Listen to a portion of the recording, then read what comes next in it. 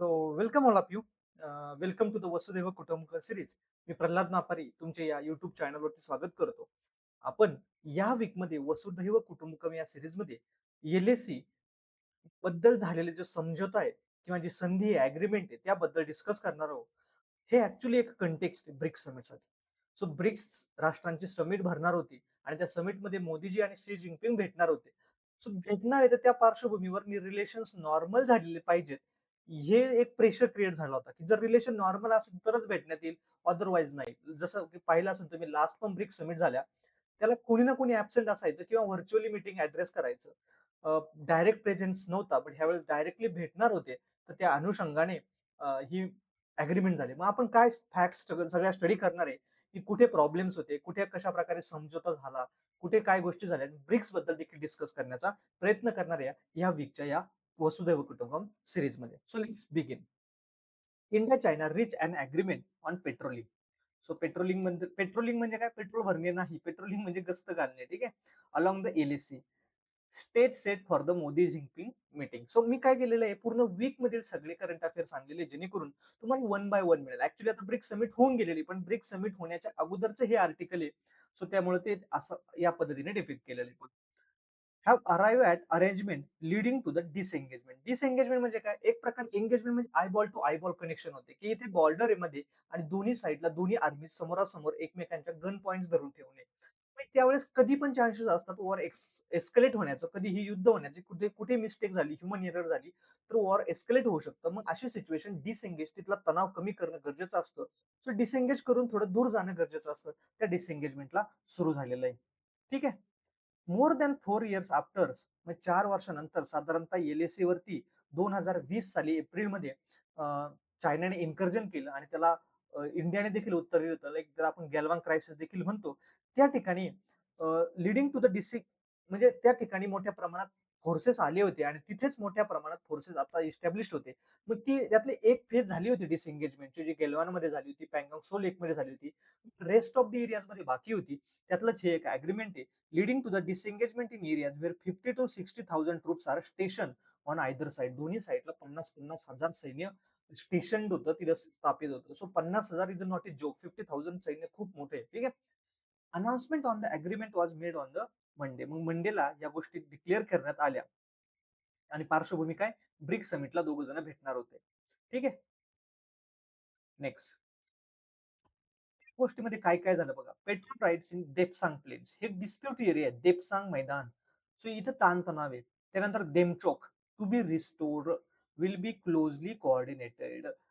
सांगितलं अगोदरचे जे गस्त घालण्याचे अधिकार होते, की जे 2020 नंतर दोन्ही पार्टींना गस्त घालण्याच्या बद्दल मनाई करण्यात आली होती, ते पुन्हा एकदा अग्रीमेंट करून दोन्ही पार्टीला जे जे आपले एप्रिल 2020च्या अगोदर असलेले अधिकार पुन्हा एकदा देण्यात आले. For example, resolve the military stand off along the LAC in eastern Ladakh. India and China have agreed to restore the patrolling rights to each other in the Depsang Plain and Demchok region. So इथे जर तुम्ही diagram पाहिली तर ह्या अक्साई चीन मध्ये तुम्हाला दिसून येईल, हा जो लडाखचा एरिया आहे, इथे दिपसांग प्लेन्स आहेत. इथे दौलत बेग ओल्डी आहे, की जिथे मोठ्या एक एअरफोर्स बेस आहे असं म्हणूया. तिथे मोठ्या प्रमाणात फ्लाईट्स येऊ शकतात, एकदम बॉर्डरवरती. त्याच्यानंतर हॉट स्प्रिंग्स आहेत आणि इथं गलवान आहे. सो सिक्वेन्स पाहायला गेलं तर दौलत बेग ओल्डी, दीपसांग, गलवान आणि हॉट स्प्रिंग आणि त्याखाली पँगॉंग सोलोक आणि मग डेमचोक एरिया, हा जो एकदम बॉर्डरला आहे अगदी हिमाचल प्रदेशच्या साईडला. सो हे 5 ते 6 तुमचे फ्रिक्शन पॉईंट्स आहेत, दोघांचे डिसअग्रीमेंट पॉईंट आहे. आणि मग जे पेट्रोलिंग राईट्स आहेत ते दोन ठिकाणी रिस्टोर करण्यात आले, ते म्हणजे हे दिपसांग प्लेन आणि हे देमचौक. सो या ठिकाणी कारण इथं कन्फ्लिक्ट नव्हताच. कन्फ्लिक्ट मेनली होता गलवान क्रायसिस, पँगॉंग सोलोक आणि हॉट स्प्रिंग असेल आणि थोड्याफार प्रमाणात दौलत बेग ओल्डी या ठिकाणी मोठा कन्फ्लिक्ट होता. सो दिपसांग प्लेन हे त्याचे रिप्रिकेशन होतं, ते सॉल्व्ह करण्यात आलेले आहेत. ठीक आहे. Sources said two sides have agreed that patrolling in these two areas, the Dipsang Plain and the Demchok, will be restored. So, the pact has rekindled hopes for early restoration of diplomatic and bilateral political ties. So, हा एक point की what are the benefits, positive outcome of the agreement. की agreement झाल्यामुळे काय फायदा होऊ शकतो. पहिली गोष्ट, जे इंडिया आणि चायनामध्ये जे तणावलेले डिप्लोमॅटिक मुत्सद्देगिरीचे रिलेशन्स आहेत, एक राजनीतिक रिलेशन्स आहेत, आंतरराष्ट्रीय रिलेशन्स आहेत, ऍट द सेम टाइम राजनीतिक पण म्हटलेले, कारण का पॉलिटिकल पण म्हटलेले. सो राजकीय जे एक प्रकारे संबंध आहेत ते जे खराब झाले होते ते देखील इम्प्रूव्ह व्हायला सुरुवात होईल. This can happen if two sides are able to implement next step towards the disconnection. तेव्हाच होऊ शकतं. आता डिसएंगेजमेंट झाले म्हणजे काय, ते एकदम तिथून साईडला गेलेत, पण डिएस्केलेशन पण झालं पाहिजे, की कोणी आता एक्स्ट्रा काही ॲडव्हेंचर करायला नको, की नाही, नाही मग मी बंकर्स मोठे एस्टॅब्लिश केलेत, मी मोठ्या प्रमाणात तिथे टँक्स डिप्लॉय केले एटसेट्रा. आणि ॲट द सेम टाईम डिमिलिटरायझेशन पण झालं पाहिजे, की त्या एकदम फ्रंट एरियामधून मोठ्या प्रमाणात जी मिलिटरी 50,000-60,000 आहेत, ती पण देखील साईडला गेली पाहिजे. सो डिमिलिटरायझेशन 3 वर्ड लक्षात ठेवा. डिसएंगेजमेंट, त्यानंतर डी-एस्केलेशन, मराठीमध्ये काय सर्च करून पहा. And then डिमिलिटरायझेशन. 3 गोष्टी. सो डिसएंगेजमेंट करणं म्हणजे काय? जे समोरासमोर एंगेज्ड होते ते करणं. डी-एस्केलेशन म्हणजे काय? सिच्युएशन जास्त तीव्र तणाव वाढू न देणे, कोणीही ॲडव्हेंचर न करणे. आणि तिसरं डिमिलिटरायझेशन म्हणजे मिलिटरीचं प्रमाण तिथून कमी करणे. सो ही झाली फर्स्ट थिंग. नेक्स्ट काय पहा. कंटेक्स्ट मध्ये पुढे दिलेले आहे बघा. Both arrive at a agreement. आता थोडंसं फास्टमध्ये दिलेलं आहे बघा. जून-जुलैमध्ये काय झालं, minister Jaishankar meets the Chinese foreign minister. Then जुलै-ऑगस्टमध्ये working mechanism, military holds meeting. आणि जयशंकर यांनी पण मिलिटरीला मोठ्या प्रमाणात याच्याबद्दल क्रेडिट दिलेले आहे. सप्टेंबरमध्ये national security adviser Ajit Doval गेले होते. आपण पाहिले एससीओ मीट्समध्ये ते शी जिनपिंग यांना भेटले होते. शी जिनपिंग यांचे जे खास आहेत foreign minister, sorry prime minister आहेत, त्यांना भेटले होते चायनाचे. सो ह्या सगळ्या मिलिटरी कमांडर्सच्या मीटिंग झाल्यानंतर या गोष्टीवरती आपल्याला अग्रीमेंट झालेलं दिसून येईल. तेच त्यांनी इथं सांगण्याचा प्रयत्न केला. सो हे फॉरेन सेक्रेटरी यांनी अनाउन्स केलं प्रेस कॉन्फरन्समध्ये, त्या कंटेक्स्टमध्ये. ठीक आहे. मग त्यांचं काय म्हणणं होतं बघा.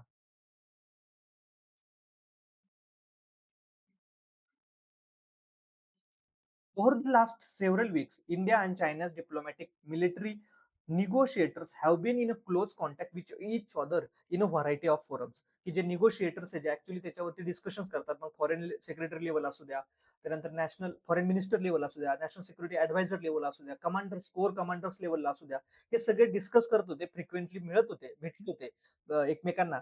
आणि हे खूप सारे डिस्कशन्स, अग्रीमेंट्स, या सगळ्यांनंतर आता कुठेतरी जाऊन एक पॅट्रोलिंग अरेंजमेंट, गस्त घालण्याची एक पद्धत, सिस्टीम त्यांनी एस्टॅब्लिश करण्याचा ठरवलेलं आहे इंडिया चायना बॉर्डरवरती.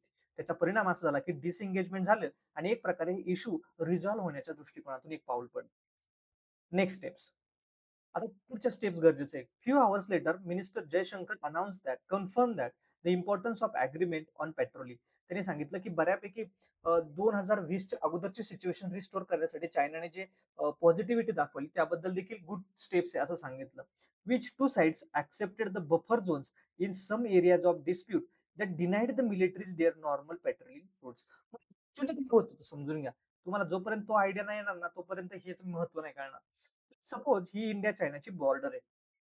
आता इंडिया काय करतं, इंडियाने सपोज सांगितलं की हा पार्ट जो आहे ना, तो ए पार्ट आहे, हा तुम्ही आमच्याकडून घेतलेला लेट्स एक्सायचीनचा पार्ट मध्ये, हा पार्ट आमचा आहे. सो त्याच्यावर क्लेम सांगतो. बट चायना काय म्हणतं, हा नाहीये, हे इथपर्यंत तर आहेच आमचं. ऍक्च्युली ही नाहीये, हे इथपर्यंत हे सगळं आमचं आहे. सो चायना सांगतं एवढा पार्ट आमचा आहे. म्हणजेच काय झाला, हा जो एरिया झाला सगळा, हा झाला डिस्प्युटेड एरिया. दोघांमध्ये डिस्प्यूट आहे. अगोदर काय असायचं, की एक अग्रीमेंट केलेलं असायचं, जे की अगोदरचे पण अग्रीमेंट होते. ते प्रत्येक एरिया वाईज वेगवेगळ्या गोष्टी आहेत. Let's say याच्या कंटेक्समध्ये इंडियन्स काय करायचे, लेट्स से त्या अग्रीमेंट नुसारच इंडियन लोकांना काय असायचं, जस्ट सो इंडियन मिलिटरी इथपर्यंत पेट्रोलिंग करत जायची, गस्त घालत जायची. या एरियामध्ये तर घालतच, कारण त्याच्या कंट्रोलमध्ये, कारण ही काय आहेत, लाईन ऑफ ऍक्च्युअल कंट्रोल आहे, की ऍक्च्युअल कंट्रोल यांचं आहे. ह्या एरियामध्ये इंडियाचं आहे आणि ह्या एरियामध्ये चायनाचं आहे. पण गस्त घालण्याचे अधिकार इथपर्यंत असायचे. ठीक आहे. सिमिलरली चायनाला पण या ठिकाणी इथपर्यंत गस्त घालण्याचे अधिकार मिळायचे. येते लक्षात. बट काही ठिकाणी असं असायचं, let's say line of actual control इथपर्यंत आहे. आपण हा एरिया क्लेम केलाय आणि आपलं म्हणणं आहे हा एरिया आपला आहे. चायनाचं म्हणणं आहे हा एरिया आपला आहे. पण पेट्रोलची गस्त घालण्याचे अधिकार यांना इथपर्यंत आणि यांना ह्या लाईन पर्यंत एवढंच असायचं. डिपेंड आहे कोणत्या सिच्युएशन मध्ये, कोणत्या ठिकाणी ते काय प्रॉब्लेम आहे त्याच्यावरती. ठीक आहे. मग चायनाने आता काय केलं? चायनाने हा एरिया तर त्यांच्याकडे आहेच ऑलरेडी कंट्रोलमध्ये. इथून इन्कर्जन केलं थोडंसं. इन्कर्जन केलं आणि हा एरिया पण कंट्रोलमध्ये घेतला.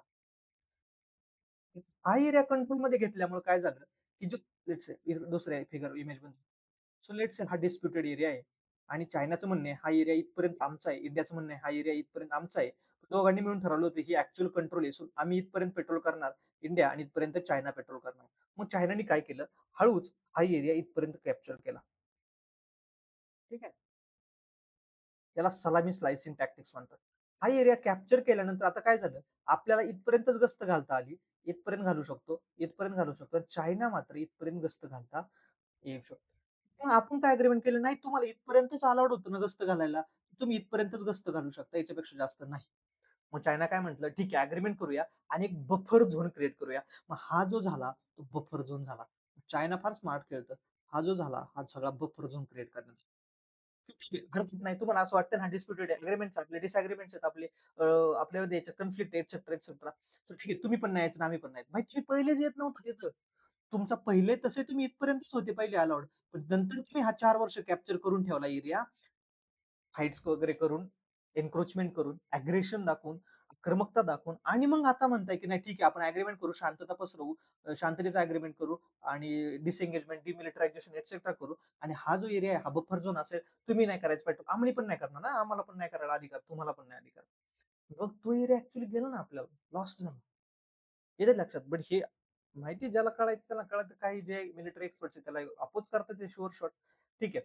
External ministry affairs ministry did not give further details actually whether the buffer zones would continue to exist for patrolling purposes. मग त्यांनी काही डिटेल्स सांगितले नाही की ऍक्च्युअली अग्रीमेंट मध्ये काय झालं, की इथं आम्हाला आपल्याला पेट्रोलिंग करण्याचे अधिकार असतील की नाही या गोष्टीबद्दल. But reach an agreement on the issue that were being discuss. But agreement काहीतरी करण्याचा प्रयत्न केलेला आहे. With that we have gone back to the where the situation was. मग त्यांचं असं म्हणणं आहे की 2020 मध्ये ज्यावेळेस चायनाने इन्कर्जन केलं होतं, अग्रेशन केलं होतं, आक्रमकता दाखवली होती, त्याच्या अगोदरची परिस्थिती आपण मेंटेन करण्यामध्ये थोडंसं सक्सेस झालेलो आहे. With that we can see the disengagement process with China has been completed. आणि त्यांनी सांगितलं अशा प्रकारे आपल्याला सगळी लद्दाखमध्ये जे असलेली डिसएंगेजमेंट प्रोसेस ती कम्प्लीट झाली.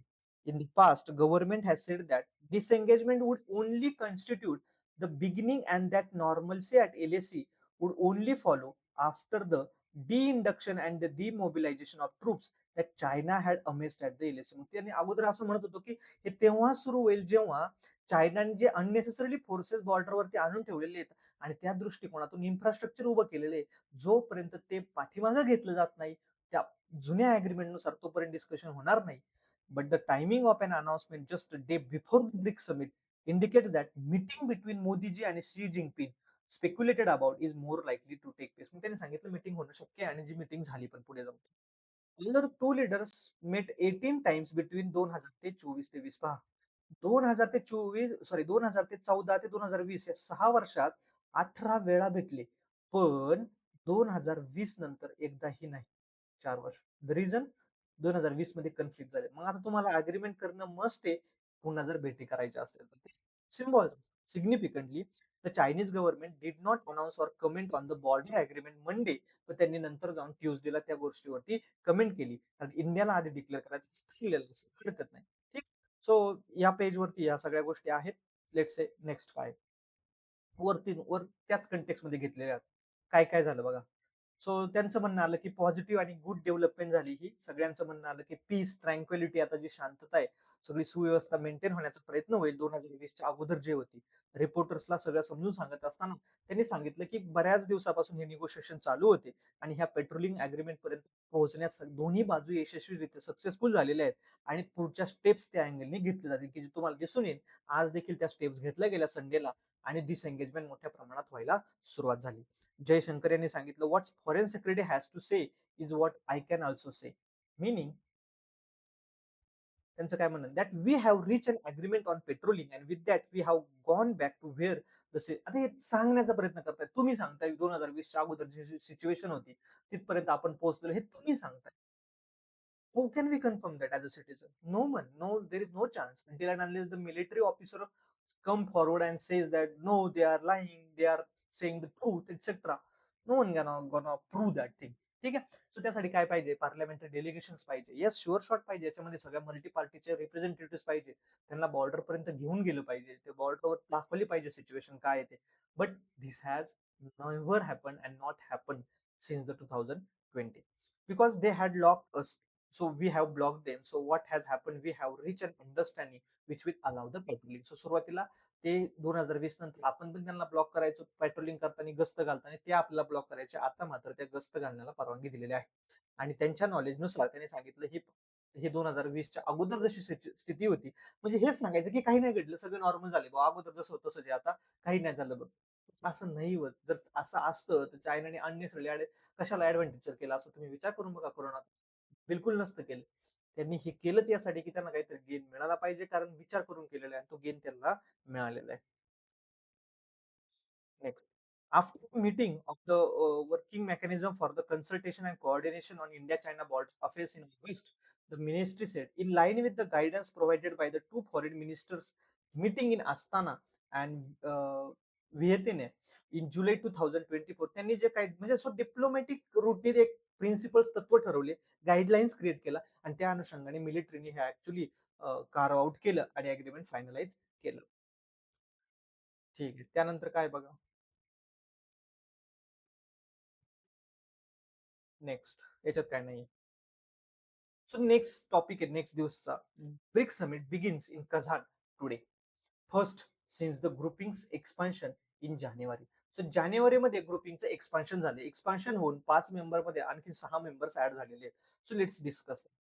As the BRICS summit begins, all eyes are on the possible meeting between the Prime Minister Narendra Modi and Chinese President Xi Jinping यांच्यामध्ये ती मीटिंग म्हणून अग्रीमेंट पण झालं होतं. While the MEA has not confirmed the meeting, जरी सांगितलं नसलं तरी त्यांनी सांगितलं की फ्यू बायलॅटरल व्हिजिट्स वगैरे होणार आहे, which are presently been work out etcetera. But त्यांनी स्पेशली काही गोष्टी सांगितल्या नाही की मीटिंग होईनच एक्सेप्ट, बट आपल्याला सर्वांना माहिती ती मीटिंग ऑलरेडी झालेली आहे. नेक्स्ट.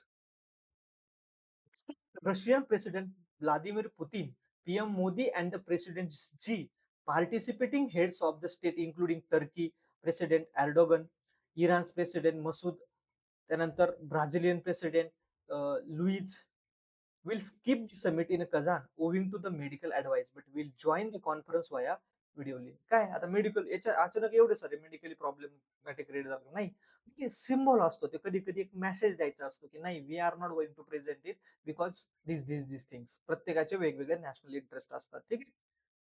नेक्स्ट मग तिथं Ukraine war, west Asia crisis या सगळ्या गोष्टींबद्दल की डिस्कशन होण्याचं एक्सपेक्टेशन आहे आणि ते डिस्कशन देखील झालं. ठीक आहे. सो 24 ऑक्टोबरला ही समिट संपली आणि मग त्यानंतर पहा काय झालं. सो नेक्स्ट आर्टिकल मध्ये तुम्हाला लक्षात येईल की काय झालं, कारण हे फक्त बॅकग्राऊंड क्रिएट करण्याचा प्रयत्न केला. एलएसी बफर झोन्स मेगो no clarity on de-escalation. So त्यांनी सांगितलं बफर झोन सारखी सिच्युएशन गेली आता, आणि आता एक प्रकारे पेट्रोलिंग पण रिस्टोर झाले, पण डी-एस्केलेशन कधी होईल माहित नाही, आणि ते आता डिसएंगेजमेंट स्टेजला आहे सध्या. सो त्यांनी सांगितल्याप्रमाणे देमचोक एरिया जो आहे डिस्प्युटेड इंडिया चायनामध्ये, ज्याच्यामध्ये व्हेरियस क्लेम्स आहेत. In the Charding La area at Dipsang, Chinese troops have been blocking Indian patrols from going beyond the Y junction. की अगोदर अशा गोष्टी नव्हत्या, ते आता ते करत होत्या. पुन्हा एकदा 2020च्या तुलनेमध्ये आपल्याला ते राईट्स मिळालेले आहेत, तेच इथे सांगण्याचं उद्दिष्ट आहे. ठीक आहे. Next. Focus is on restoring the trust. मग ते आता आर्मी चीफ यांचं काय म्हणणं आहे बघा, की ऍक्च्युली आता डिसएंगेजमेंट झाली, इथून पुढचं काय फोकस असणार आहे आमचा, की दोन सैन्यामध्ये एक प्रकारे ट्रस्ट निर्माण झाला पाहिजे, जसा अगोदर होता. अगोदर कशा प्रकारे ट्रस्ट होता, की कोणत्याही प्रकारचे वेपन्स न घेऊन जाता बॉर्डरवरती पेट्रोलिंग होत होती. पण आता तो ट्रस्ट राहिला नाही, कारण का कोणते हत्यार घेऊन जायचे, गन घेऊन जायचं नाही. याचा अर्थ त्यांनी काय केलं, लाठी चार्ज घेऊन याला लाठीला त्याला स्पोक्स वगैरे बनवून त्याला खिळे वगैरे ठोकून ते त्याचे म्हणजे त्याची टाईपचे वेपन्स बनवले. सो हा ट्रस्ट त्यांनी ब्रीच केला. सो तो जो ट्रस्ट ब्रीच झालाय तो पुन्हा एकदा ट्रस्ट रिस्टोर करणं गरजेचं आहे, जेणेकरून जेवढा जास्त ट्रस्ट रिस्टोर होईल तेवढं तुमचं टेन्शन कमी राहतं, की तुम्ही नेहमी सस्पेशन मध्ये राहाल बॉर्डरवरती. तुम्हाला तेवढं जास्त गस्त घालावं लागेल, तेवढं जास्त रिसोर्सेस लागतील, तेवढा जास्त पैसा इन्व्हेस्टमेंट लागेल, इन्फ्रास्ट्रक्चर बिल्डिंग लागेल, तेवढं जास्त तुम्हाला अटेन्शन द्यावं लागेल. बट जर तुमचं ट्रस्ट असेल की नाही होणार काही, तर जेवढं जास्त ट्रस्ट असेल तेवढं तुमचं एक प्रकारे त्याच्यावरती टेन्शन कमी होणार. Trust, reassure each other that once that was done, other stages, disengagement, de-escalation, normal management of LAC would follow. As far we are concerned, we want to go back to the status quo of April 2022. Thereafter, we will be looking at the disengagement, de-escalation, and normal management of the LAC. Modi meets Putin, offers all help to end the conflict. So मोदीजींनी काय सांगितलं, की सर्व मदत करायला तयार आहोत. आम्ही ऑलरेडी तिकडे पण जाऊन भेटून आलोय. त्यांचं काय म्हणणं आहे सांगितलं. आमचा एक माणूस म्हणजे अजित डोवाल साहेब तुम्हाला भेटून गेले. त्यांचं काय म्हणणं आहे सांगितलं. तुमचं म्हणणं समजून घेतलं आणि आम्ही तुम्हाला पाहिजे ती मदत करायला तयार आहोत. फक्त हा कन्फ्लिक्ट तुम्ही सोडवा. कारण आम्हाला काय व्हायचंय, मेडिएटर व्हायचंय आणि जर मोदीजी सक्सेसफुल झाले हा कन्फ्लिक्ट सोडवण्यामध्ये, तर कदाचित मोदीजींना नोबेल पीस प्राइज देखील मिळू शकतं. ऍक्च्युली नाही, ऍक्च्युली हो. नाही पण नाही पण ठीक आहे डिपेंड्स. पॉलिटिक्स कसं खेळलं जातं ते काय इंटरेस्ट आहे कोणाची. मेनली न्यूक्लिअर पीस प्राइज आहे ना, हे न्यूक्लिअर गोष्टींबद्दल फोकस्ड आहे. सो न्यूक्लिअर डिसआर्मामेंट असेल, न्यूक्लिअर रिसर्च असेल, इन अदर कंटेक्स पण दिलं जातं. बट इथे पण न्यूक्लिअरचं इन्व्हॉल्वमेंट आहे. सो दिलं जाऊ शकतं जर ते सक्सेसफुल झाले तर. ठीक आहे. त्यानंतर इराणियन प्रेसिडेंट यांना भेटले, त्यांच्यासोबत डिस्कशन्स केले. मोदीजींनी his participation in BRICS event in Kazan comes months after the travel to Moscow for the त्यांची ऑलरेडी मीटिंग झाली होती. पुन्हा ब्रिक्सच्या निमित्ताने त्यांची मीटिंग झाली. आता पाहूया काय एडिटोरियल्स. आता हे होत्या news news pieces, news article. आता ऍक्च्युली आपल्याला पाहिजे ते एडिटोरियल्स. चायनाच कन्फर्मेशन ऑन ट्युजडे. दुसऱ्या दिवशी चायनाचं मात्र कन्फर्मेशन आलं की आमच्यामध्ये अग्रीमेंट झालेलं आहे आणि मंडेला इंडियाने डिक्लेअर केलं. Resolve it's 4 year military stand. It's welcome news given the possibilities it opens up for the bilateral types. मग काय सांगितलं, पहिली गोष्ट काय होणार आहे, इथून पुढचे आपले बायलॅटरल टाईज आता इम्प्रूव्ह व्हायला सुरुवात होऊ शकतात. सो द्विपक्षीय संबंध वाढू शकतात. ठीक आहे. सो द्विपक्षीय संबंध, ज्याला बायलॅटरल टाईज म्हणूया आपण, बायलॅटरल. ठीक आहे. हे झालं पहिलं पॉझिटिव्ह. दुसरं, since the April 2020, when China suddenly transgressed, followed by India's counter deployment, bilateral relations have had ground to the halt. सगळे थांबले होते. कुठल्या प्रकारचे द्विपक्षीय संबंध, आपण टिकटॉक बॅन करण्यापासून भरपूर सारे बॅन केले, भरपूर सारे ट्रेड रेस्ट्रिक्शन टाकले, इन्व्हेस्टमेंट रेस्ट्रिक्शन टाकले, एक्सेट्रा. नंतर 20 सोल्जर आपले मारले गेले. So, despite steps to avoid further violence and disengagement at the 5 friction points, जे 5 friction points होते ऑलरेडी मी सांगितलं, कोणतं, Depsang, hot spring, Pangong Tso, Daulat Beg Oldi and then Galwan valley. Demchok पण एक खाली. Mistrust over the whether PLA म्हणजे काय, Chinese army would revert to the position. म्हणजे सगळ्यांना असं वाटत होतं की पुन्हा ते त्या पोझिशनला येतील की नाही, असे डाऊट्स होता. पण जयशंकर यांच्या म्हणण्यानुसार ती 2020च्या पूर्वीची लेवल आणि पोझिशन हॅज बीन व्हेरीफाईड केलेली आहे आणि आता ती ट्रू आहे. Announcement of the agreement on patrolling arrangements came just ahead of the BRICS summit in Russia. So जिथं शी जिंगपिंग भेटणार आहे. म्हणजे पहा, मला ह्यातून हे पण सांगायचंय की मी 3 दिवसाच्या न्यूज वाचत आलोय आतापर्यंत. 3 दिवसामध्ये बऱ्याच वेळा सेम सेम गोष्टी रिपिटेटिव्हली पण येऊ शकतात. सो नेसेसरी नाही की रोजच सगळेच आर्टिकल वाचले पण पाहिजे. म्हणून मी सांगत असतो, नेहमी एकच आर्टिकल पिक केलं ना तरी चालतं. तो इश्यू एकदा डिस्कस होऊ द्या पूर्णपणे, म्हणजे मला तो एकदा सगळा डिस्कस करून एकाच टायमाला घेता येतो. सो पूर्ण वीक मध्ये एकदा सगळी डेव्हलपमेंट झाली तर मी तो इश्यू डिस्कस करता येतो व्यवस्थित, कारण का बऱ्याचशा रिपिटेटिव्ह गोष्टी मग टाळता येतात. ठीक आहे. त्यानंतर the government ensure that the next steps. आता नेक्स्ट स्टेप ज्या व्हायला पाहिजेत, की for example demilitarisation etcetera. This is important as even though China insist that its troops are in its own territory.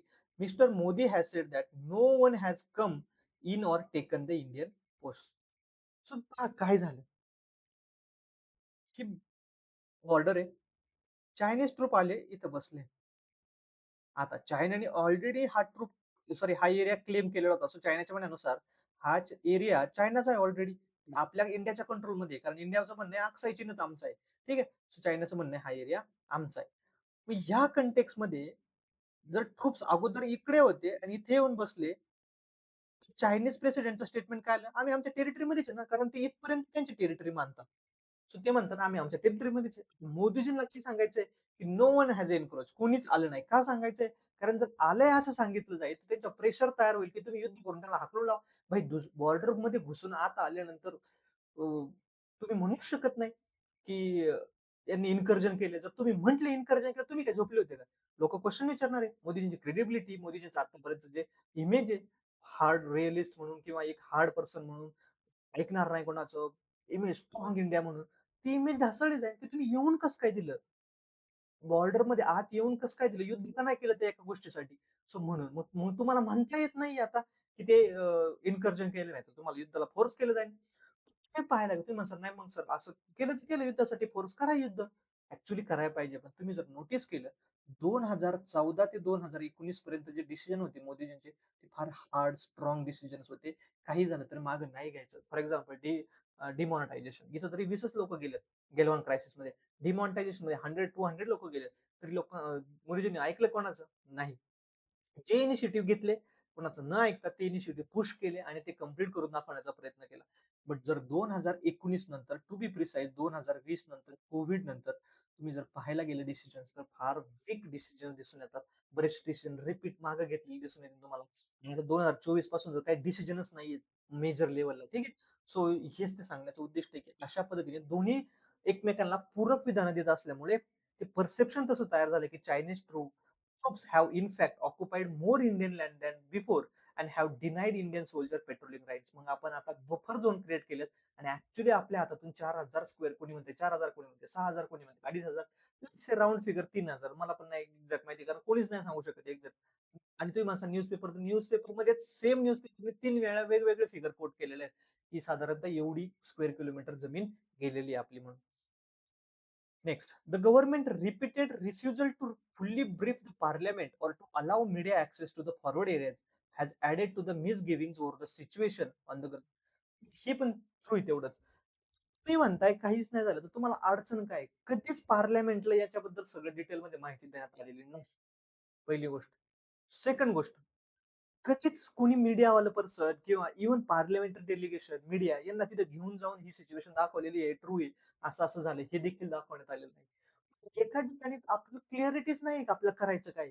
तुम्ही जर ऍक्च्युली असं मी तर म्हणेल खूप मोठी अपॉर्च्युनिटी होती आपण मिस केली. जेन्युइनली मिस तुम्ही म्हणले असते त्याच वेळेस तुम्हाला चान्स होता. आमचे 20 जण मारलेत बदला घेणार. काय झालं असतं? नुकसान झालं असतं. सी म्हणायला पण सोपं आहे हे. त्याचे रिपरकेशन आपल्यासारख्या सामान्य माणसाला भोगावे लागले असते. कारण इन्फ्लेशन वाढतं मोठ्या प्रमाणात, रिसोर्सेस कमी पडतात. त्याचे देश 10 वर्ष मागे जाऊ शकतो. जीडीपीच्या टर्म्समध्ये एक्सेट्रा, इकॉनॉमिक ग्रोथच्या टर्म्समध्ये, अनएम्प्लॉयमेंट, गरिबी ह्या सगळ्या गोष्टींच्या बाबतीत. Let's be it so you have to have some posture and clarity over that. जोपर्यंत क्लॅरिटी नाही, एका बाजूला तुम्हाला जगाला हे पण दाखवायचं की तो अग्रेसर आहे. मोदीजी तिथे जाऊन म्हणतात की हे कलोनियल इम्पिरियलिस्ट माइंडसेट आहे, हे अग्रेसिव्ह माइंडसेट आहे. त्यांना म्हणण्यापेक्षा दाखवून द्या की बघा कशा आत आलेले आहेत आणि हे त्यांचं अग्रेशन आहे, त्यांची पहिल्यापासून आक्रमक भूमिका आहे आणि हे दुसऱ्या देशांना पण असे गिळंकृत करणार आहे. वर्ल्ड मध्ये तुम्ही त्यांची इमेज तशी बनवा.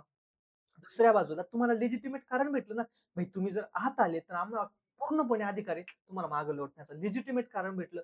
Let's go for small small skirmishes. आणि जे ऍक्च्युअली इंडियन आर्मीने केलंय पण स्मार्टली. आणि बिलीव्ह मी ते करण्यामागे मला नाही वाटत कोणत्या पॉलिटिशियनचा हात असेल, बट आर्मीने स्मार्टनेस दाखवलेला आहे आणि army is capable of doing that. Example सांगेल मी ज्यावेळेस इंडिया चायनाच्या रिलेशन वरती डिटेल मी डिस्कशन करेल ना, त्यावेळेस मी तुम्हाला ते सांगेल. फार सुंदर एक्झाम्पल आहे. मी तिथे प्रॅक्टिकल ऍडव्हान्टेज घेण्याचा प्रयत्न केला. ते मॅप घेऊन मी समजून सांगेल. आणि मी can do it. Indian army is capable of doing it. But see पुन्हा एकदा ते पॉलिटिकल डिसिजन्स आहेत अल्टिमेटली जाऊन काय करायचं. It is necessary to demonstrate that Chinese मी ते सांगितलं की आता दाखवणं गरजेचं आहे की Chinese troop have indeed vacated the forward areas. मग तुम्हाला हे पण दाखवणं गरजेचं आहे आता अग्रीमेंट नुसार की जो फॉरवर्ड म्हणजे एकदम बॉर्डरच्या जवळ असलेला एरिया आहे तो चायनीज सोल्जरने वॅकेट केलाय, मोकळा केलाय आणि चायनाचे सोल्जर आतल्या पार्टमध्ये गेलेले आहेत निघून. Premature exultation of success or the chest thumping witness after 2017 Doklam disengagement are best avoid. डोकलामला पण असं झालं की सगळे म्हणले आता डोकलामचं क्रायसिस सुटलंय, पण चायनीज लोकांनी तिथे जे करायचं ते करून ठेवले, इन्फ्लुएन्स करून ठेवले, इन्फ्रास्ट्रक्चर उभं करून ठेवले, विलेजेस उभे करून ठेवले, एटसेट्रा.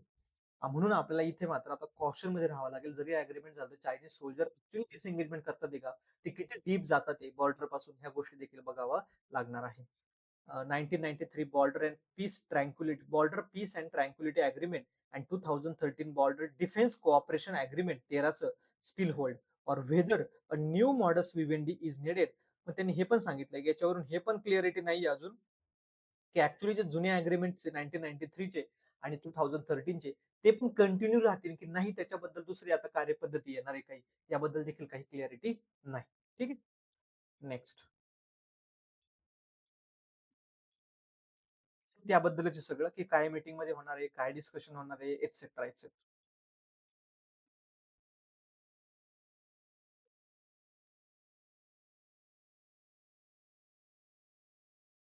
वेगळा पर्स्पेक्टिव्ह दिलाय. Government looks at the option as business mounts pressures.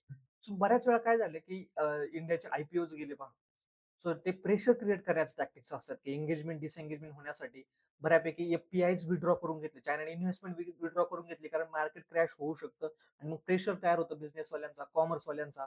So जे इंडस्ट्रियल त्यांचा, की एक प्रकारे चायनाशी तुम्ही लवकरात लवकर हे पॅचअप करण्याचा प्रयत्न करा. सो टॅक्टिक्स असतात. त्या कधी इनसाइड ओपन केले जातात, ते कधी आउटसाइडली ओपन केले जातात. कारण असं तर नाही होऊ शकत ना, की out of the blocks last वीकमध्ये मार्केट एवढं पडलं, की जे जानेवारी, फेब्रुवारीमध्ये पडलं होतं, अदानी मार्केट पडलं त्यावेळेस, की जशी सिच्युएशन सेम कोव्हिडमध्ये झाली होती, ज्यावेळेस स्टॉक मार्केट बंद झाले होते किंवा मार्केट इंडिया लॉकडाऊनमध्ये पडलं होतं. सो एवढा डीप पॉइंट अचानक लास्ट वीकमध्ये का आला? त्याच वीकमध्ये चायनासोबत अग्रीमेंट्स कसे साइन झाले? You have to connect the dots, की सिच्युएशन पहा. नसेल ना तुम्ही स्टेप बाय स्टेप बघा. सोमवारी मार्केट काय होतं, मंगळवारी मार्केट काय होतं, बुधवारी मार्केट काय होतं, गुरुवारी काय होतं आणि फ्रायडेला काय होतं. आणि सॅटर्डेला मीटिंग झाली किंवा फ्रायडे सॅटर्डेला मीटिंग झाल्यानंतर आजच राहणं गरजेचं आहे. मंडेला म्हणजे आज मार्केट कसं होतं. So त्यावरून तुम्हाला बरेचशे आयडिया मिळून जाईल. आणि ते मार्केट कोलॅप्स होण्याचं पण जर रिझन मेन जर पाहायला गेलं, तर एफ-पी-आयज विथड्रॉ होतात ते. फॉरेन पोर्टफोलिओ इन्व्हेस्टमेंट म्हणतो. सो बाहेरून आलेली जी इन्व्हेस्टमेंट इंडियन स्टॉक मार्केटमधून ती विथड्रॉ झाल्यामुळे मार्केट कोलॅप्स झाले असं म्हणण्यात आलेलं आहे. ही विथड्रॉल झालेली इन्व्हेस्टमेंट कोणाची आहे? Just I am not saying this is it. I am saying the connect the dot. मग याच्यानंतर रिसर्च करावा लागतो. हा क्वेश्चन मार्क उभा राहिला पाहिजे. हा क्युरिओसिटी उभी राहिली पाहिजे. आणि मग याच्यावरती रिसर्च करायचा, की ऍक्च्युअली काय झालं. आणि मग त्याच्यातून रिसर्च करून जर असं आढळलं, की काही कनेक्शन नाही, तर नाही कनेक्शन. पण जर असं आढळलं there is a connection, that is connection can be the building pressures. Actually हे टॅक्टिक्स बऱ्याच वेळा युएसए देखील वापरलेले आहेत. Economy slowing down. चायनाची इकॉनॉमी पण स्लो डाउन होते. चायनाला पण गरजेचं आहे. डोमेस्टिक कन्झम्पशन वाढवणं गरजेचं आहे. चायनाला पण मोठ्या प्रमाणात आता, कारण चायनीज इकॉनॉमी स्लो डाउन होत चालली आहे. जर चायनीज इकॉनॉमी स्लो डाउन होत चालली, तर त्यांचा सुद्धा डोमेस्टिक प्रेशर वाढत चालणार आहे शी जिनपिंगवरती, कम्युनिस्ट पार्टीवरती. परिणामी त्यांच्या देशात पण क्रायसिस निर्माण होऊ शकतात. European Union, US pushing for the protectionist tariffs against the country. So बीजिंगला, सो युरोपियन युनियन असेल, युएसए असेल, हे ऍक्च्युली आता ट्रेड रेस्ट्रिक्शन करायला लागलेले आहेत. सो चायनाचा ट्रेड कंटेनमेंट करायला लागलेले आहेत. सो चायनाला अदर ट्रेड ऑप्शन्स एक्सप्लोर करायचे, त्याच्यासाठी इंडियन मार्केट सारखं मार्केट नाही. Countries still far from the pre 2020 reality. तर कधी प्री आपण कितीही विचार केला तर 2020च्या अगोदरची सिच्युएशन परत येणार नाही. सो इट्स लाईफ लेसन, की एकदा गोष्ट घडली, तुमच्यामध्ये काही गोष्टी झाल्या, ट्रस्ट ब्रेक झाला, तर त्या गोष्टी परत रिगेन करण्यासाठी, ट्रस्ट रिगेन करण्यासाठी you have to give the lot of time. जे की आपण 30 वर्ष दिले, ट्रस्ट बिल्ड केला, तो एका मिनिटात गेला. 2020च्या रात्री, त्या गेलवानच्या 8 मे समथिंग 9 मे. तो रिस्टोर करण्यासाठी कदाचित पुढच्या नेक्स्ट 50 इयर्स, 100 इयर्स पण लागू शकतात. वी नेव्हर नो तो ट्रस्ट येईल की नाही. Meanwhile, India's export to China have remained stagnant, while the imports have soared. पण ऍक्च्युअली इम्पोर्ट मोठ्या प्रमाणात वाढला चायनाकडून मीन मधल्या दरम्यान, पण आपला एक्सपोर्ट काय वाढला नाही. The last month, Jaishankar said that Indian goods do not have the same market access in China as Chinese products enjoy in India. की जशा प्रकारे आपले चायनीज प्रोडक्ट्स आपण स्वीकारतोय इम्पोर्टच्या माध्यमातून, तशा प्रकारे इंडियन प्रोडक्ट्स चायनामध्ये स्वीकारले जात नाही चायनीज अथॉरिटीकडून. त्यांच्याकडे रेग्युलेटरी मेकॅनिझम आहे, टॅरिफ्स जास्त आहेत, सो ऍक्सेस नाही तेवढ्या मोठ्या प्रमाणात. म्हणून while Chinese imports supposed to surpass the 100 billion in financial year 2000, $100 billion ने सरपास केले. विचार करा, 100 billion. India's exports is only 16 billion. $84 billion आपला ट्रेड डेफिसिट लक्षात ठेवा. म्हणजेच काय, दरवर्षी आपण आपल्या फॉरेन करन्सी मधून $84 बिलियन देतोय, असे जसं काय. कारण कारण का, म्हणजे आपण कमवतोय ना डॉलर आणि त्यांना देतोय. सो आपल्याकडून ते घेऊन जातो ट्रेडच्या माध्यमातून. ठीक. Working paper economic adviser council जे दिलं होतं, त्यांनी सांगितलं होतं, की face a range of non tariff barriers in China. चायनामध्ये नॉन टॅरिफ बॅरियर्स. मग टॅरिफ आणि नॉन टॅरिफ म्हणजे काय? टॅरिफ म्हणजे काय? बऱ्याच वेळा जकात कर लावला जातो किंवा आयात कर लावला जातो, त्याला टॅरिफ बॅरियर्स म्हणतात. तसे कर नाहीत. नॉन टॅरिफ रेग्युलेटरी, की नाही नाही, हे अशाच पद्धतीने पाहिजे, ह्या स्टँडर्डच पाहिजे, तरच आम्ही ऍक्सेप्ट करू, etcetera etcetera. Particularly in agriculture आणि फार्मास्युटिकल. सो ऍग्रिकल्चर आणि फार्मास्युटिकल प्रोडक्ट्स मध्ये अननेसेसरीली स्टँडर्डच्या नावाखाली, रेग्युलेशनच्या नावाखाली हॅरॅसमेंट केलं जातं. लवकर शिपमेंट क्लिअर केल्या जात नाहीत. प्रोसिजर्स कॉम्प्लेक्स केल्या जातात मुद्दाम. ही प्रोसेस पाहिजे, ते कागदपत्र पाहिजे, एटसेट्रा. सो याला नॉन टॅरिफ्स म्हणतात. While China is actively seeking to prevent a loss of investment due to its domestic housing crisis, combined with the Western multinational goal of de-risking their supply chain by seeking alternative destinations under the China One Plus policy. China plus one policy. मग त्यांचं काय म्हणणं आहे, की आता जसं पाहायला गेलं western countries, European union, USA, हे चायनाच्या डिलिंक करायला चालू आहे चायनाला. म्हणजे काय, जी सप्लाय चेन क्रिएट झालेली वस्तूंची, एक मोबाईल तयार करण्यासाठी सेमीकंडक्टर एका ठिकाणाहून, मदरबोर्ड एका ठिकाणाहून, डिस्प्लेज एका ठिकाणाहून, सॉफ्टवेअर्स एका ठिकाणाहून, वेगवेगळ्या गोष्टी.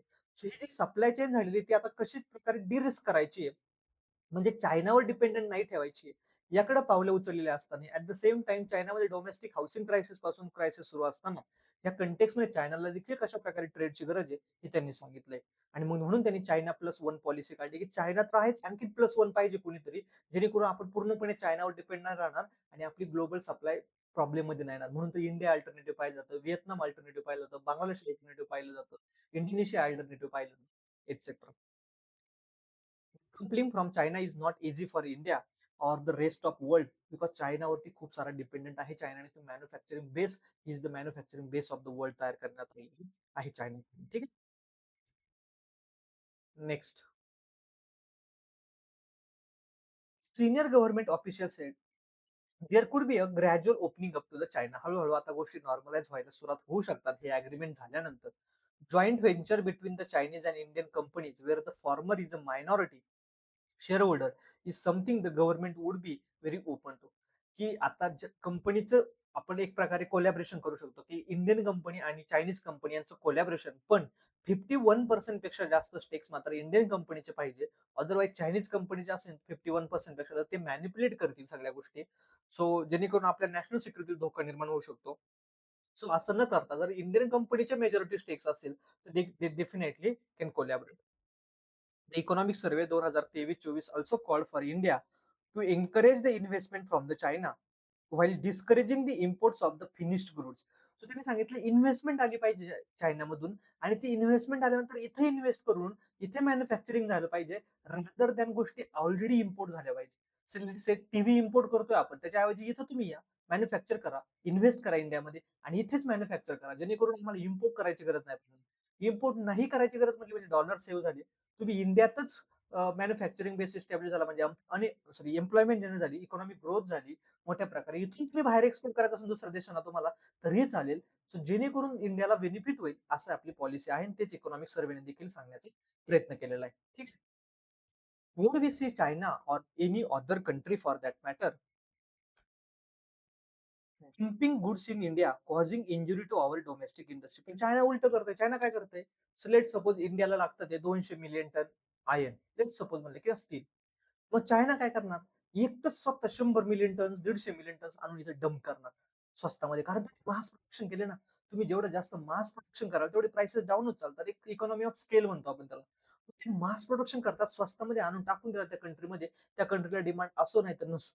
मग डिमांड आणि प्लस इंडियन लोक पण बनवतात steel making etcetera, Tata steel असू द्या, जिंदाल असू द्या. मग एक पॉइंट असा येतो की चायनीज मार्केटमधून पण स्टील आले, इंडियन मार्केटमधून पण स्टील आले, पण इंडियन मार्केटने मोठ्या प्रमाणात न तयार केल्यामुळे थोडंसं कॉस्टली आहे. चायनीज मध्ये चीपर रेटमध्ये आले आणि मग मार्केट फ्लड होऊन गेले, मात्र डिमांड तर नाही, अजून प्राइसेस डाऊन होतात. परिणामी त्याचा परिणाम असा होतो की चायनीज मार्केटला फरक पडत नाही, कारण त्यांनी इकॉनॉमी आज स्केल आहे त्यांची, मोठ्या प्रमाणात आहे, त्यांची मॅन्युफॅक्चरिंग थोडीशी इझी झालेली आहे, त्यांच्याकडे टेक्नॉलॉजी डेव्हलप झालेली आहे, किंवा त्यांनी ते केलेलं आहे की खर्च कमीत कमी होतील.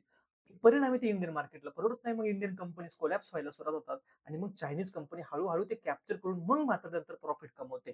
सो हे जे एक प्रकारे प्रेडिटरी म्हणजे हिंसक, गिळंकृत करण्याचे जे धोरण आहे ते चुकीचं आहे.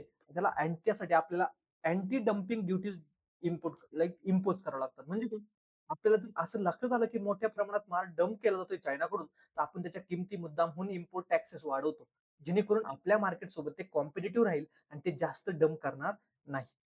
But where we need their goods then we facilitate that. But काही ठिकाणी असं की ज्या ठिकाणी आपल्याला त्यांचं खरं ऍक्च्युली जेन्युइनली मटेरियल लागते, for example active pharmaceutical ingredients, ज्याला आपण एपीआय म्हणतो, की ज्याच्यापासून आपण इंडस्ट्रीमध्ये फार्मा टॅबलेट्स एक्सेट्रा तयार करतो, जे आपल्याला गरज आहे फार, कारण pharma of the world India आहे.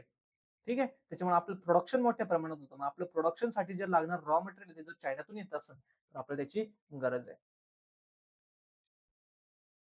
Some of India's recent persuasions have hinted at the middle ground New Delhi would be comfortable in taking in terms of Chinese investment. म्हणजेच काय? Chinese state-owned SAIC Motors, which own a controlling stake in MG Motors, divested from the company and sold it to an Indian group of investors led by the JSW Group, who now collectively own 51% of the automaker. So अगोदरची जी MG Hectors वगैरे आपण म्हणतो, ती Chinese company मोठ्या प्रमाणात investment होती, particularly चायनाच्या government कंपनीची. ती आता त्याने डिसइन्व्हेस्ट करून जेएसडब्ल्यू ग्रुपला दिलेली आहे. त्याचे एक्झाम्पल दिले त्यांनी आणि पूर्ण इंडस्ट्रीमध्ये रेस्ट्रिक्शन्स, ट्रेड काय रेस्ट्रिक्शन्स आहेत, काय नियर टर्म मध्ये स्ट्रॅटेजी असायला पाहिजे, या गोष्टी सांगितल्यात.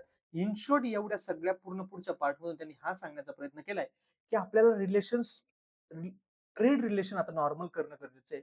त्यासाठी आपल्याला जास्तीत जास्त मॅन्युफॅक्चरिंग कसं इम्प्रूव्ह होता येईल, चायनामध्ये जास्तीत जास्त एक्सपोर्ट कसा वाढेल इंडियाकडून, म्हणजे चायनाचा इम्पोर्ट कसा वाढेल, आपल्याकडे इम्पोर्ट नाही चायनामध्ये कसा इम्पोर्ट वाढेल, म्हणजे आपले गुड्स चायनामध्ये कसे सेल होतील, जेणेकरून आपल्याला डॉलर अर्न करता येईल.